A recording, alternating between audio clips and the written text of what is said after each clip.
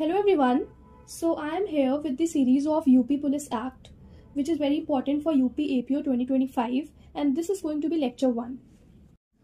Also, 15 marks is being allotted for the UP Police Act. So we are going to study it in brief, which is important for our exam. So let's go. First of all, let us understand a short history of Police Act. See, when we study any subject related to law, it is very important to know the past, means that how that act has been evolved. There is always a purpose and reasoning behind the act. So it is very important to know that purpose, so you can get a better understanding of the whole subject. So ये जो police act है, इसको imperial legislative council ने पास किया on 16th of March and it came into effect on 22 of March. Now अब जो ये act है, इसको हम एज अ रिजल्ट कह सकते हैं of 1857 revolt of sepoy mutiny. Also जो ब्रिटिश क्राउन है, उसने एज्यूम कर लिया डायरेक्ट गवर्नेंस एंड उसने जो है एक professionalised and loyal police force को अडॉप्ट करके पोटेंशियल रिबेलियंस को सप्रेस किया एंड अपने लॉज इन्फोर्स किए सारे ब्रिटिश कंट्रोल टेरिटरीज में. देन हम जानते हैं प्री इंडिपेंडेंस स्ट्रक्चर. तो इस एक्ट के पहले हमारे इंडिया में बहुत तरीके से पुलिसिंग सिस्टम चलता था, जहाँ पे जो है एज अ विलेज हेडमैन, जमींदार, थानेदार को ही पुलिस की तरह अपॉइंट कर लिया जाता था और फिर उसके बाद ये ईस्ट इंडिया कंपनी के अंडर में ये लोग आ गए थे. देन जो पुलिस एक्ट ऑफ 1861 आया, उसने इंट्रोड्यूस किया एक सेंट्रलाइज्ड हायरार्की, मतलब एक सिस्टम बनाया जहाँ पे जैसे कि एक इंस्पेक्टर जनरल ऑफ पुलिस थे जिन्होंने सारे प्रोविंशियल ऑपरेशंस को देखे. फिर उसके बाद सुपरिटेंडेंट थे जिन्होंने डिस्ट्रिक्ट लेवल पे सब कुछ मैनेज किया. ऑल्सो अकाउंटेबल थे वो सिविलियन कलेक्टर्स को. रैंक्स जैसे कि इंस्पेक्टर, हेड कांस्टेबल, सर्जियंट्स, कांस्टेबल्स, ये सबको एस्टैब्लिश किया, जहाँ पे पहली बार एक यूनिफॉर्म पुलिस सिस्टम बनाया गया इंडिया में. अब जो ये सिस्टम था, इसने एम्फसाइज किया obedience, discipline and control, aligning the police primarily with in the government authority rather than community welfare. मतलब अब ये गवर्नमेंट के अंडर में सिस्टम आता गया. Now let us go to post-independence development. So after India gained independence, policing became a state subject under the constitution, जहाँ पे state के पास में responsibility आ गई for maintenance of law and order. कुछ स्टेट्स ने अपने पुलिस एक्ट बना लिए, जैसे कि Bombay police act of 1951, Kerala police act of 1960, Karnataka police act of 1963 and so on. तो इस तरह से अलग अलग स्टेट्स ने अपने पुलिस एक्ट निकाले. Then Indian police service IPS create हुआ in 1948, inheriting the colonial administrative framework but operating within a democratic context, जो कि सेंट्रल लेवल पे काम किया. सो ये हमारा था पोस्ट इंडिपेंडेंस डेवलपमेंट.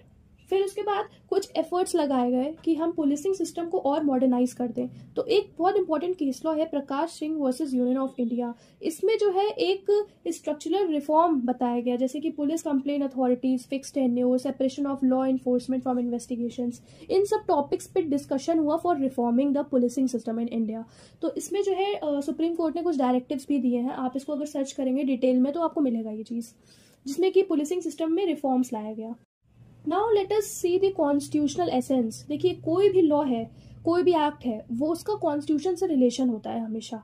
वो कॉन्स्टिट्यूशनल गाइडलाइंस के साथ ही में बनाया जाता है. तो जो हमारा कॉन्स्टिट्यूशन ऑफ इंडिया है, उसने कुछ फ्रेमवर्क निकाले for policing and functions of police authorities, primarily through the allocation of powers. मतलब कि जो स्टेट्स हैं एंड यूनियन है, उसमें जो हमारा कॉन्स्टिट्यूशन है, उसने पावर्स डिवाइड कर दी फॉर पुलिसिंग सिस्टम.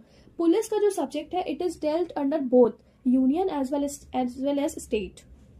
तो स्टेट लिस्ट की बात की जाए अगर, तो पुलिसिंग एंड पब्लिक ऑर्डर जो है वो फॉल करता है under the state list in the 7th schedule of the constitution, जहाँ पे स्टेट गवर्नमेंट को ये पावर दी गई है कि वो अथॉरिटी है कि वो powers, organisation and duties of the police को लेजिस्लेट कर सके. देन उसके बाद यूनियन का देखा जाए तो under article 355 and 248 of the union government में intervene to ensure that every state government functions in accordance with the constitution. मतलब जितनी भी स्टेट्स हैं वो कॉन्स्टिट्यूशन के इन अकॉर्डेंस में काम करती है कि नहीं करती है, वो यूनियन को रिस्पॉन्सिबिलिटी दी गई है अंडर आर्टिकल 355 एंड 248.